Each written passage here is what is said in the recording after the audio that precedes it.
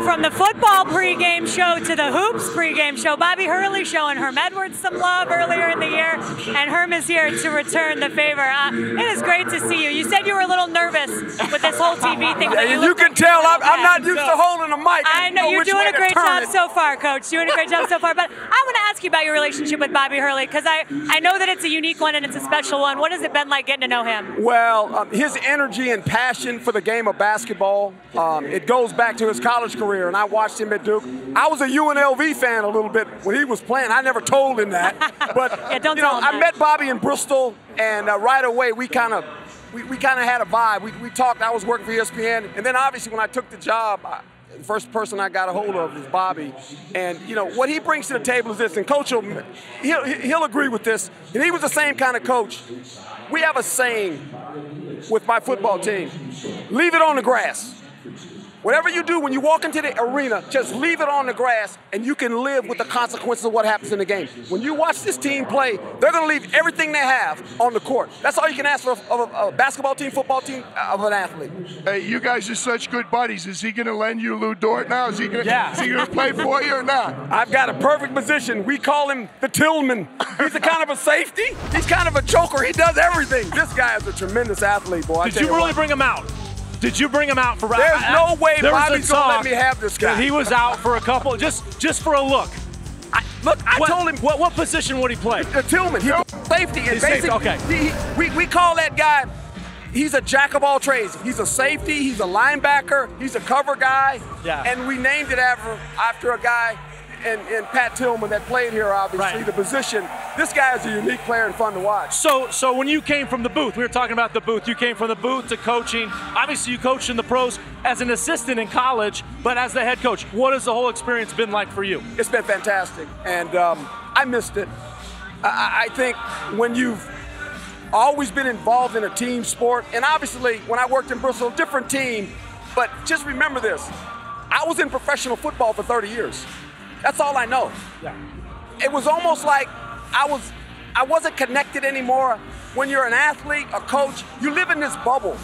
You really do. You just stay in this bubble your whole life, and I was out of the bubble, and I missed it. I said, you know, it's time for me to go back and get my brains beat out a little bit. That's right. Hey, so Kansas City, I'm from Kansas City. He was coach for the Chiefs for a while.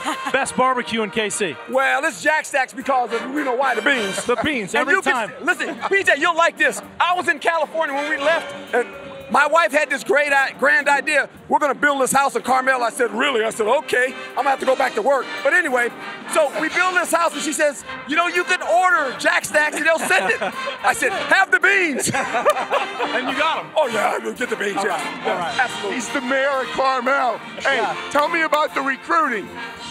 I just got back last night, actually. We started Monday, and we take 8 coaches. We go on the run with our whole staff almost. And we went to the Bay Area. We flew there, and then we drove. We drove up the Bay Area, across the Golden Gate, one day, went down in Central California, Modesto, down in that way, Bakersfield, ended up in Los Angeles, and came back in time for the game. Mikey M's going to be offended that you didn't stop by San Francisco, but we won't tell him. We stopped. We went by. Did you see Yammer?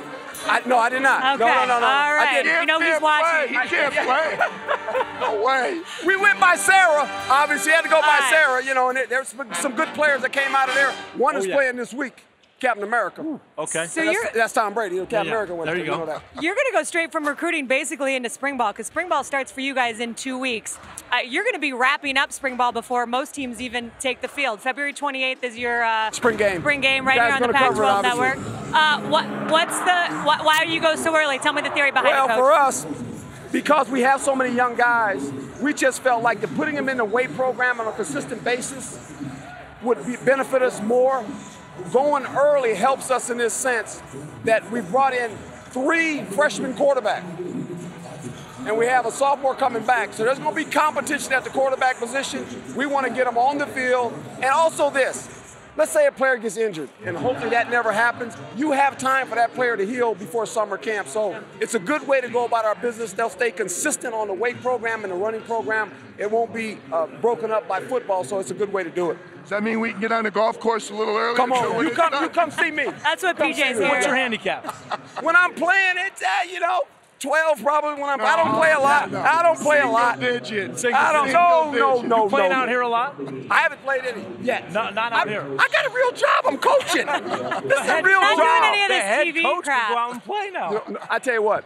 You told me you're watching all the other sports here. I do. Volleyball, baseball, swimming.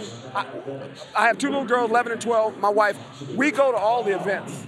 I mean, look, I believe in this university, what this university stands for, these coaches. I support them. I mean, I come up, I show up. I mean, I come and come to games, any softball games. I've done it all. You'll see me at the venue. Awesome. There's no doubt about awesome. that. Yep.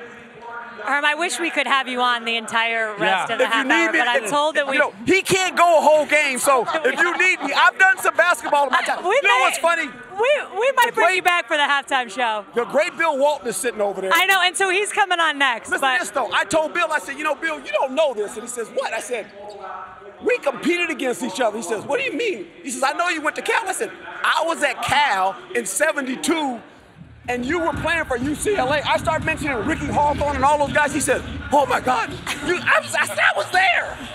I watched you beat us a bunch, by the way. Herm Edwards, Everybody. I can't thank you enough for coming on. Best of luck this spring, and we hope you guys all stay healthy. Coach. I don't know how even Bill Walton may not be able to follow that interview up.